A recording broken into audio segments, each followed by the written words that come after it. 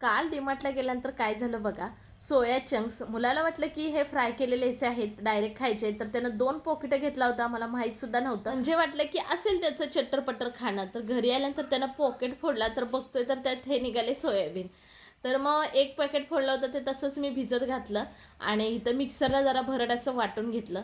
नंतर बघा कढईमध्ये 2 पळी तेल घातलं, भरपूर बारीक चिरलेला कांदा घातला, कांदा चांगला परतला, काही एक बारीक चिरलेली हिरवी मिरची घातली, एक टॅमॅटो बारीक चिरलेला घातला, काही बेसिक मसाले घातले ते म्हणजे लाल तिखट, कांदा लसूण मसाला, हळद, धना पावडर आणि छान तेल सुटूसपर्यंत मसाला भाजला.